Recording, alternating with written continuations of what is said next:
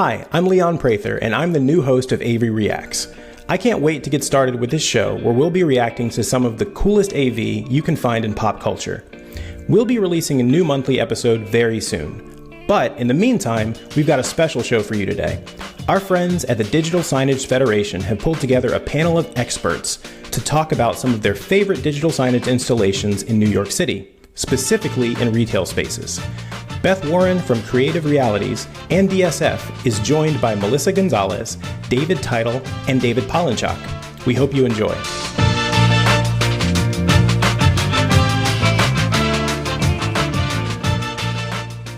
Hello, everybody. Welcome to this special episode of AV Reacts. My name is Beth Warren. I am SVP of Marketing for a digital signage and solutions company called Creative Realities. I also have the privilege of sitting on the board of the Digital Signage Federation, and I am extremely happy, excited to be joined by three all-stars in the industry, folks that I would actually go to for advice when I'm doing retail and digital integrations. Melissa, David, and David. That's right, we have two Davids because one is not enough, never. They are here with us, and we're going to have a great conversation today about, by all means, let's get trends in retail and how to bring Fifth Avenue solutions to your everyday retail projects. Okay, so please, introductions going, because we have a lot to cover, and I'd like to start with Melissa. As an introduction, yes. Hi, everybody. My name is Melissa Gonzalez. I am a principal and shareholder at MG2. We are a global strategy, design, and architecture firm. I also co-lead our New York office, and I really sit leading our strategy initiatives at the firm and work very closely with our design team so that we're bringing strategic thinking, behavioral insights, and really having deep understanding of personas as an input to making sure that we're creating successful retail experiences. Hi, I'm David Title, and I'm a partner at Bravo Media. We are a creative production studio based in New York City, where we work on a whole bunch of different stuff around the idea of real-world, real-time experience. And in the retail space, we've been working quite a bit with folks, a lot of luxury folks lately, actually. We've been working with a Canadian retailer called Moose Knuckle on a number of innovative window displays. We've been working with Torno Bucherer on both their time machine and some of their other locations around the country. And historically, we've worked with folks like Saks, Skechers. Really, our focus is on, in terms of AV and technology within that retail space, really on the customer experience more so than some of the background technologies that are supporting retail in other ways. Awesome. David P., as in Polinchock. Yes. Thank you. I'm David Polinchock. I am a partner in the Brand Experience Lab here in Jersey City. We are a tech playground for brands and retailers to come and explore the latest in technologies and what's happening out there and really have a chance to get hands-on with it.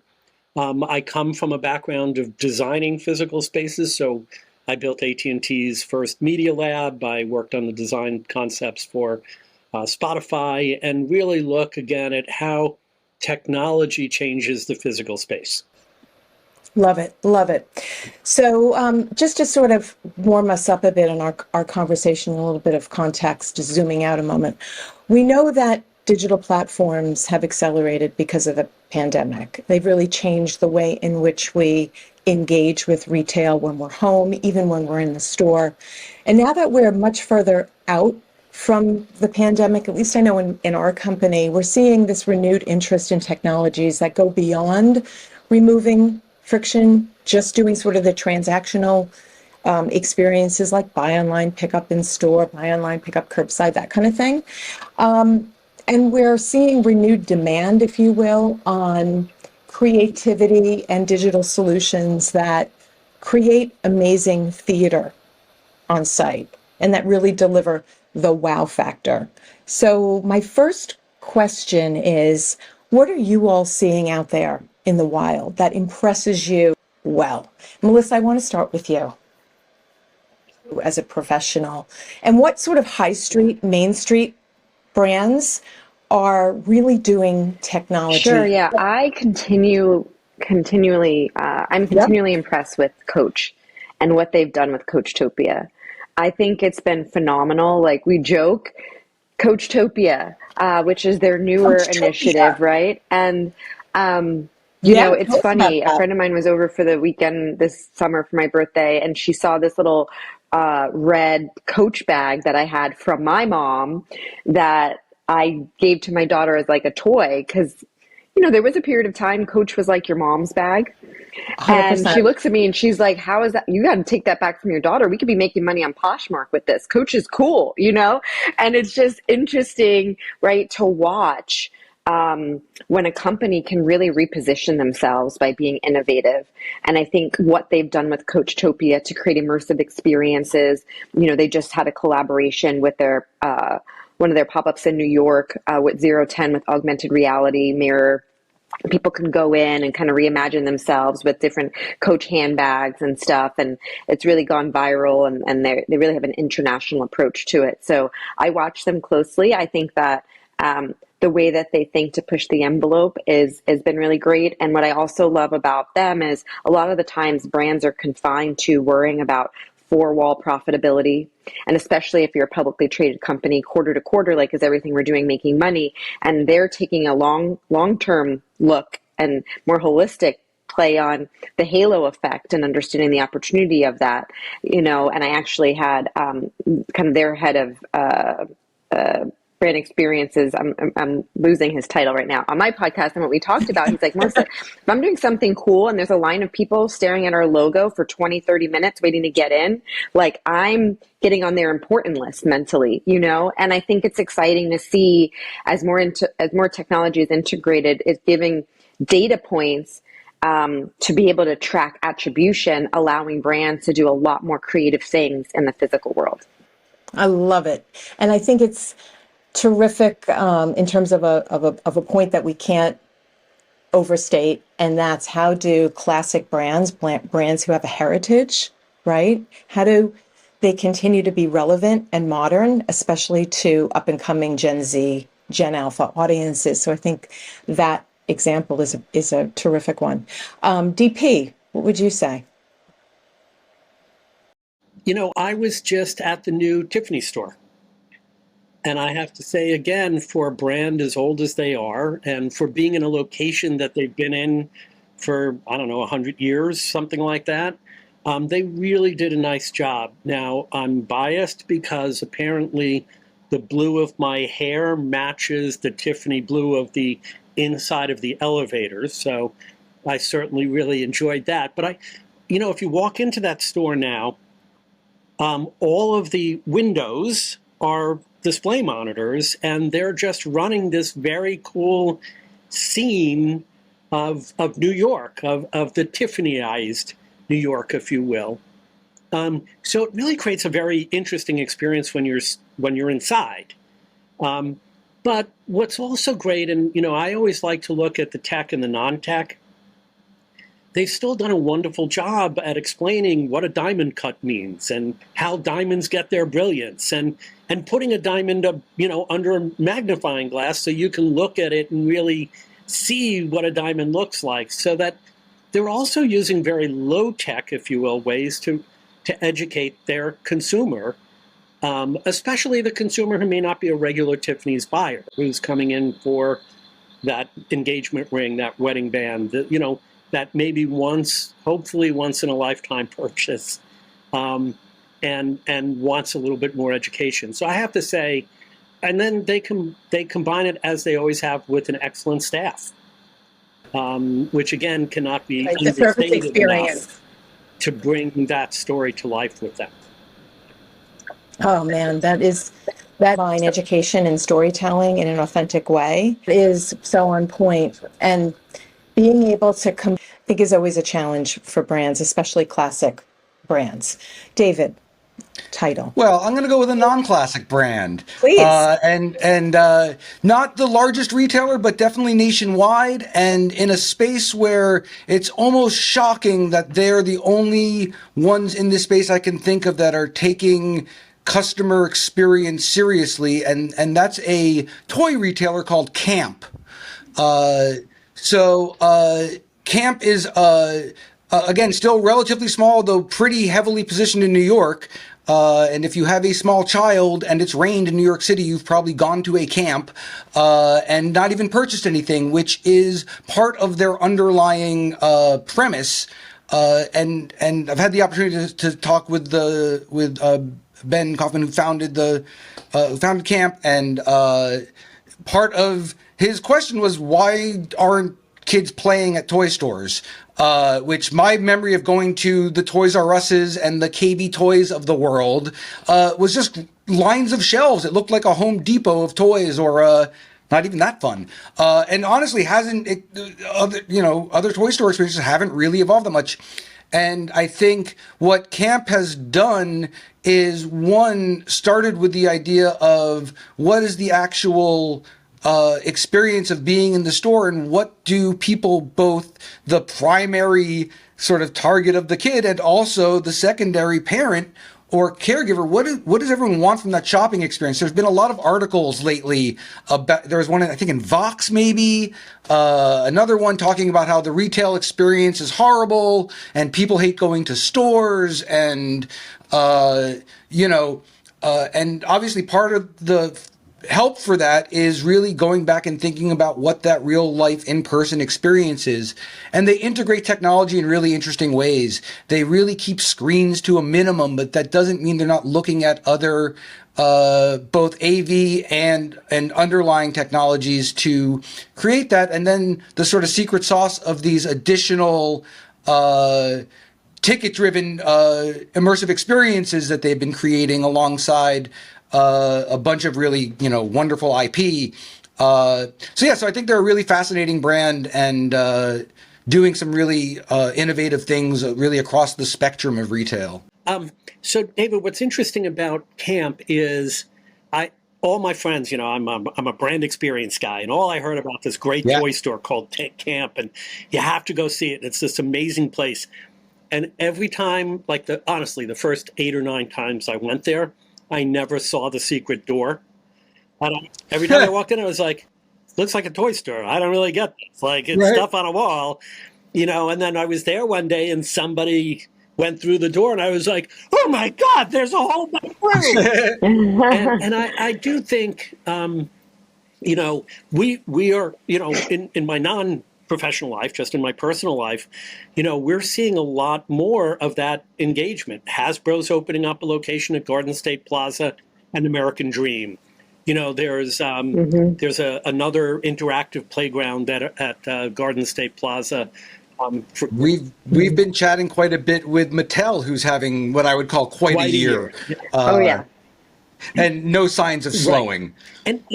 And they're not just targeting, these brands aren't targeting just kids. That Barbie cafe downtown had a lot of tables with no children at it. I think that is one of the things you made also a great point about the targeting the primary and secondary. Again, stereotypically as a guy, every time we walked Fifth Avenue and we did a bunch of the jewelry stores, there was always a seating area for me. Because there was the assumption that I would just sit there while my better half, shopped. I love the men that sit around the shoe floor at Saks. Melissa, I know you had a point. I've always dreamed of sort of showing up there with a 6-pack and just sort of handing them out to the guys scattered around the... Yeah.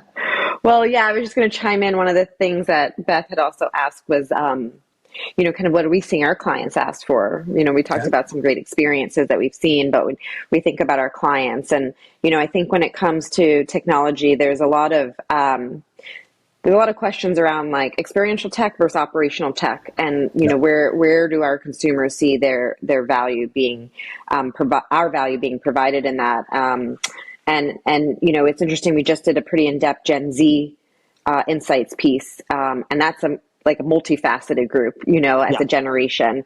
And they're probably the most adept when it comes to being digital native, but also fluent with online, offline. And so their expectations around technology are actually extremely high because it's not novel to them. Right. And so if it's experiential, it's going to be super cool, frictionless, all of that.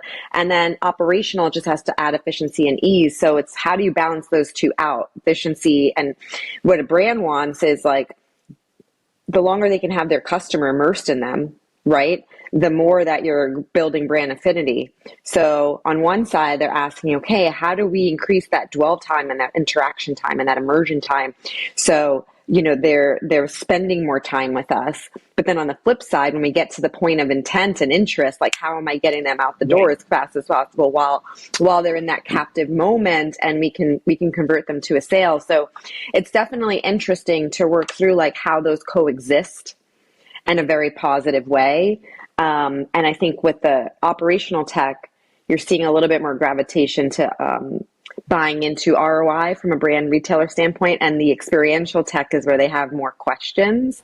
But if you can bridge the two together in a seamless way, I think, one of our clients, for example, is Victoria's Secret. They have Crave Retail in their fitting rooms. You're getting, the fitting room's been something that I think's been unaddressed for so long, but you have an intimate moment with a customer in there. And so if you're able to communicate with them in that moment of interest and questions and get them the other size, or help them put an outfit together, make that as easy as possible to get things in their cart, then that's, potential success and in comparison to, where they would have been yesterday. Right. And I will say that also seems to, so go ahead, David, I was please. just going to say, Melissa, to that point, and it was a long time ago because it was Toys R Us. We did a pitch with Toys R Us, and we had a 3D kind of volumetric display attached to gesture tracking, so you could move this 3D object in space, and they loved it. And the one guy at Toys R Us said to us at some point, "I have a 13-inch combo TV VCR.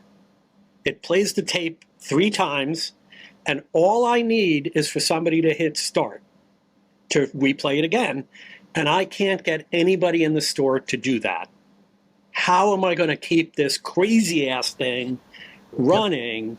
And there is a big challenge. Again, years ago, we did a in cinema experience where the people played a video game on the big screen by leaning in their seats. It was a huge hit. Customers absolutely loved it. We actually saw their enjoyment of the movie went up 20% if they played the game before the movie.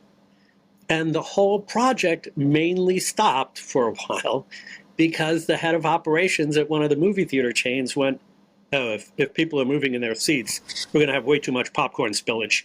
That's not going to work for me." And, that's a real challenge because my 22-year-old daughter doesn't really care about what your operational issues are. Yeah. I would also, the other point I would make around all of this stuff that, Bravo started really in what I think of as the event world, sort of broadly speaking, and moved into retail a little bit later in our evolution. So I'm newer to the retail world and had certain sort of thoughts and expectations that have been, my eyes have been opened. And one of the things, especially because this is where really a lot of the folks listening today are in the AV world and in the hardware and networking world, I am blown away, and I am not naming names, but the lack of general infrastructure in a lot of very significant retail environments is pretty overwhelming, to the point that we've dealt with large retailers with multiple locations where we're doing a content project, and we go to distribute content to multiple stores, and they are still asking us to mail thumb drives. That's pretty shocking, let alone not understanding or not taking advantage of, the things you can do with a good content management system, day parting, a lot of very basic things and a lot of basic infrastructure that supports more and more now the infrastructure you really need to take advantage of the technology that will help you on an operational side is directly connected to the things that you can do on the customer experience side. And honestly, the more you think about bringing those together, you're getting all this data on one side, and to be able to use that to influence things that are happening on the customer experience side and vice versa is really the what I think of as like the magic goal of all of this stuff. And to think of them less as siloed things, operational versus customer, and really think about how do these things come together in a way that they are cross-supporting and manageable, to your point, David. Yeah, and when you start to talk about infrastructure, I mean, we work with retailers who don't have electricity anywhere at the perimeter. And they're like, we need this really cool high-tech thing, and we need you or Wi-Fi. Right, or Wi-Fi. No Wi-Fi. Dead zones everywhere. It's shocking to see how many categories or how many sort of brands out there are without that kind of infrastructure. And I am going to name a name. Well, I won't name a name exactly, but you'll know who I'm talking about, and that's the pharmacy.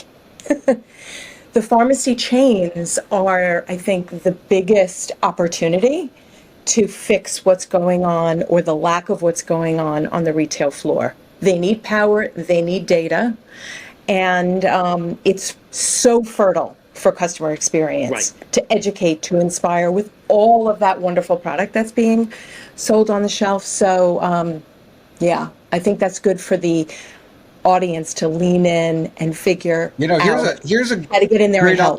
Here's a great opportunity for somebody in the hardware space is to join up and help figure out, one of the things at pharmacies, we were speaking with one of the large consultants out there, working with a big pharmacy client, and they all have these spaces left over from the camera film processing world, and they're still there. Some of them have weird kiosks from Kodak or something, but they're all trying to figure out what to do with this space.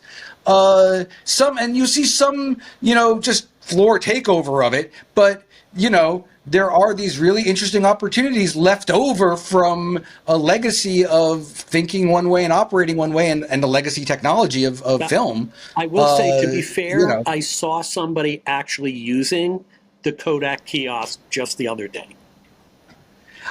I'm not opposed to the Kodak kiosk, but why not make that a better experience? It looks hard. Exactly. It doesn't look fun. Well, we talk about being relevant to Gen Z, and there's a way to convert that in order to be relevant to the younger kid. Folks Gen Z is all about nostalgia and analog. Oh, they are. Yeah. Ironically, right? It's funny. I was at a conference summit yesterday, speaking of nostalgia, and they had a whole group of Gen Z influencers on stage, and the MC asked them about what they were wearing. And almost every single one of them had a piece of clothing on from their parents' closet. Yeah. Walking around the streets of New York, I feel like I've gone back in time and I'm in high school again. It's wild. And again, because I have a 22-year-old, when she talks to me about being nostalgic for the 1990s and the early 2000s, and I'm like, dude, that's, I'm nostalgic for the 1950s. Nostalgic doesn't occur within 20 years, But they are also, they're going back to flip phones. They're using, Polaroid-like tech to get. Sydney is telling my daughter is telling me about her friends who won't take their smartphones places anymore because they just actually want to be in the moment. And I feel like that might be an overrated trend, since I still see the usage hours on most apps are pretty high. Yes.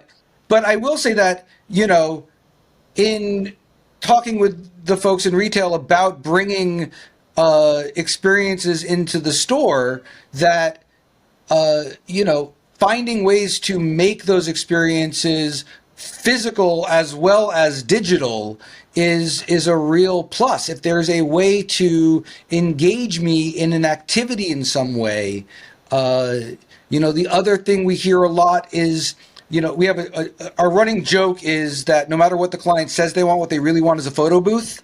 And it turns out it's just not a joke at all. It's just true. But But what we've translated that is this notion of people want to be able to come create and share. And the retailer also wants that same experience because they want that amplification of experience through sharing. And so the other piece that we hear a lot about is how can we use technology to help facilitate that notion of coming, creating, and sharing, whether that's using technology for customization, which I think is becoming more and more of a thing, or personalization of the experience in some way, and that, again, ties together all that stuff you're doing operationally, and to understand your customer better can be influencing those elements and helping them to have those experiences. I think what happens is a lot of them see other brands do cool things, or, I look at Swipe and mood boards all the time, and it's just they're benchmarking what's everybody else doing. Right. And we have to take them back in the conversation and say, well, let's think about your brand, the customer journey. Like, where is this falling within that? What is it elevating? What is it furthering? Because to your point, whether it's a photo booth or an AR mirror, all of it, the use case around it can vary. And so, right, we really need to think through, like, hey, what does this experience mean for your brand and your customer in that journey, so that we can be as purposeful as possible. And it's not just we checked a box and we put an AR mirror in the experience. How do you tie that experience back into all the other things that are happening within your environment? Because you're getting information and you have an opportunity to share information. There's so much happening. And again, we see this all the time. We will talk to folks that are really visual merchandise focused, and that's who we're talking to about the experience, and maybe never even talk to the people that are dealing with operational technologies. And that strikes us as crazy. David, do you find yourselves being at the hub of that conversation? I've introduced visual merchandisers to their own IT people. There you go. Tell us about that. What's that like? There's a lot of, on the IT side, there's a lot of fear of these experiences because they've barely got things going as it is. And it's, oftentimes they're trying to get their technology to where it needs to be to do their baseline. And now you've got somebody coming in going, hey, we want to throw a projector over here, and can we run this over here? And I'd like to set up these things over here. And so, I think the earlier again, back to this idea of not siloing your technological elements, and your AV shouldn't be siloed from your visual merchandising, shouldn't be siloed from your point of service, shouldn't be siloed, you're not going to succeed with that anymore. You can't have 5 different vendors doing 5 different services that never speak to each other. It's just going to end up with a fractured thing where you don't get the ROI from any piece of that investment. Well, and what's always strikes me as frustrating is that the consumer doesn't think in silos. Right? No. They think about a brand. They're interacting with a brand. I don't know if this is the case, so I will give them. I want a cool shirt. It used to be that if you went into a Barnes & Noble, the Starbucks there wasn't actually a Starbucks. So you couldn't use your Starbucks card there. And it's like, I don't really care what your operational back-end infrastructure is to make that work. It says Starbucks. The cup says Starbucks. It says proudly serving Starbucks coffee. It's a Starbucks.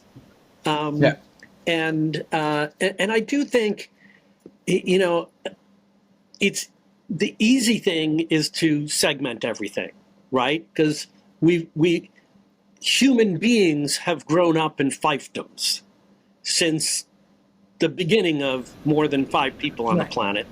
We built fiefdoms. This is my little space. That's your little space. I'll fight you for your little space to make my space a little bigger. And listen, I worked, AT&T is arguably one of the largest companies in the country. And, we frequently had to find people in the company that we could not find. And the only way we actually found them was to break the rule that we knew that person had enforced, because as soon as we broke the rule, we'd get a call saying you broke the rule. And we'd be like, Bob, hey, we've been looking all over for you. We like our fiefdoms. And the last thing I'll say about the fiefdom piece is, again, human nature. If I'm being rewarded on my fiefdom, I don't really care about your fiefdom at all. And if there's an opportunity for your fiefdom to negatively impact my fiefdom, is it fiefdom? I go fiefdom. Potato. I'm not going to support you because I'm not going to risk my revenue, personal revenue, on your need. And we're not doing, one of the you can make arguments either way, but one of the smartest things Apple ever did was they don't have individual P&L lines. So they could make the iPhone and not care about the fact that it was really going to kill the entire iPod business because they didn't have an iPod P&L that was separate from the revenue of the entire company. And, when... That also encouraged innovation in a way. Because they weren't bound to a P&L to make the present profitable. Right. They were future focused, and I think there is a great lesson in the barriers that you're suggesting that hold companies back from doing great work, integrated work, really, really integrated, right. Physical, digital, really locked in together, because of those fiefdoms that you speak of. They are very real. Yeah. And some of the challenger brands figure that out and they leapfrog, and then some of the nascent brands are able, like in your case, David, are able to sort of bring so much more to the table because they can get out of their own way and into the customer's arms and be embraced in such a significant way. So these are very, very real issues. I know we're really upstream in this conversation right now for our AV folks. So I want to sort of take the conversation to a more practical level. Okay. Is there a technology? Can you think of a technology that you were really passionate about, right? Mm-hmm. That you were keen on trying that maybe was a flop, didn't work out so well, and why? Or the reverse, something that you were like, oh God, please, I can't, no, stop it. Really? That's what you want to do? And then you kind of get into it and you figure out how to unblock it and you figure out how to revive or renew its purpose. And how did you work with your clients in that? Yeah, I would say one that I was really excited about, but I think we were early, was RFID. And, it was a bit too, because we were trying a different use case for it and the technology wasn't quite there yet. And so I think we went like half the way of where we could have, and a little bit to prove concept. And if I could bring back the opportunity today, maybe it would be better. But we created a store in partnership with, they were then GGP, but the Brookfield team in Chicago. And we created a store called IRL, in real life. And we partnered with Impinj, and it was a shoppable showroom for the home category. And we created the shopping key that was powered by RFID. And so what we were trying to emulate is as you go around the store, you can create a digital shopping cart of things that you're interested in, just as if you were shopping online. And then your digital key, you could text that list to a friend, to a spouse, get their opinions. Everything on the list had an affiliate link. So if you shopped later, we can track that attribution. So it was illuminating for us to be able to say these products of consideration, on average, it was anything over $200, was getting added to the cart, being texted to somebody else, and how many touch points it needed before it got to conversion. But it was building of the cart that had a little more friction than it could. And so people were, I think we got some good adoption, but I think it could have been more intuitive and more frictionless. And some of it was also just from an IT perspective. The Wi-Fi wasn't strong enough. There were just elements of it that didn't make it as smooth as it could be. And then just a little bit more education, because RFID traditionally was more in the background, used by the brand and retailer to track inventory, and we were changing the use case. Really good lessons there. And bravo to you and your team for the concept of test and learn, which is really important. That's how we push boundaries. David Polinchock, what say you? Well, listen, you can't talk about this without saying QR codes, which, 4 years ago would have been an embarrassment to bring to a client. Right? One of the ones I was way early on, directional sound. I'm still a huge fan of directional sound and creating opportunities within the environment. being an ex-Disney employee, I know what happens when you listen to It's a Small World for 8 hours a day. And, most sound gets turned off in the store by the store employees who just get tired of hearing the loop over and over. So I've kind of been surprised not to see that coming back more, especially today, where there's such a great opportunity to use sound to educate in a way that's not just mush in the background. And so that would be one that, again, like Melissa, we were probably way early on using directional sound. And it's also the technology I talk about for what happens when it's used badly. And so, oh wow, yes. We worked on a project. It was one of the paranormal shows. I honestly don't remember which one. They wanted to use directional sound. We got paid to do all the concept design work, so I guess I was happy about that. But our concept was to take park benches in New York City parks, put a sign up that said, "Caution, this park bench is the scene of a paranormal experience." Because then if you sit down, you sort of come up and sit down on the bench, and, Melissa and I are sitting at the bench, and she's going, "Wait, are you hearing that voice?" And I'm going, "Dude, I don't hear anything. I don't know what you're talking about." And she's going, "No, someone's talking to me." They instead attached it to a billboard in Soho, hit people aimlessly on the street. It got people pissed off. It had to be. I remember that. It had to be taken down in a couple of days, and then for the next 5 years, every time I pitched that, they're like, "Oh, that's that," and as much as I tried to say no, they did it wrong. That's not a good pitch. And I think that's really, one of the challenges that's incumbent on people like we have here is to make sure it's executed correctly from a concept point of view, and to say to the customer, this isn't going to work, or this is really, I still have people who want to do, facial recognition at retail locations, and every time somebody mentions it, I'm like, no, you don't. No. Yeah, I really want to identify my audience. Disruptive. You know what? If you're going to be disruptive, it has to work. It has to work. And it has to work in a way if you're going to disrupt, that's not going to terrify the audience.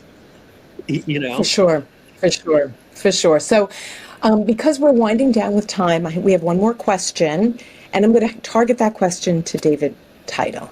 So, let's look into the future, if we could.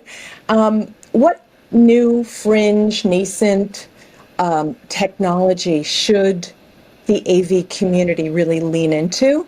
Because it might be something that we're going to be forced to, or that is going to be becoming more mainstream.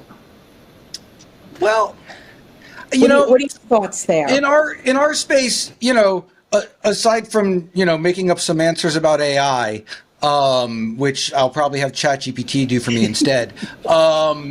Fair enough. The thing is, I think it's really embracing. I'll talk about one technology that I think had a horrible reputation, and rightfully so, and I think has a lot of opportunity now, and we are using more and more in retail, which is projection. Projectors themselves, back in the day when they were lamp-based and red hot and loud, they were a terrible idea for retail. But the modern projectors, the manufacturing and production has gotten much better. The options in terms of size and brightness, and even things like like the Epson light scene, which actually looks like a large sort of lighting instrument instead of a giant microwave hanging from the sky. But I think as brands look for different ways to engage folks, and screens become something that we get easier and easier to sort of block out of our vision, projection offers a way to incorporate more motion and more energy into a space in more creative and unexpected ways. And I'd say, it's really worth, from a from the AV side to really be up on what's happening in that space from a hardware side and what the opportunities are there, from tiny little pieces to do great little, I love a good Easter egg when I'm in a retail environment. It doesn't all have to be giant. There's something magical about finding something little and cool. And it's also a great way to, make a big statement. But yeah, I would say I think that is a really great piece of hardware that I would love to see used more in retail, and I think there's a lot of room for it to grow within that space. I love it. And sometimes we have to look to the past to see or anticipate what's going to come back around again. And I think projection is an amazing example of that, because it gives us such a beautiful ambient sort of takeaway when you're in a space. So with that, I want to thank each of you for your tremendous contribution. We appreciate it, and we appreciate the great work that you are doing so that we can tell stories like this and we can teach and share with our community. And I will leave our AV Reacts audience with a suggestion to get out there, take digital safaris. David Polinchock and I have done one together last year, to visit Coachtopia if it's still in existence, to visit Camp, to visit Tiffany when you're strolling down Fifth Avenue, and to continue to do the good work that you do, because we celebrate you. And my name is Beth Warren, Creative Realities Digital Signage Federation. Check us out, digitalsignagefederation.org, and we thank you and have a great day.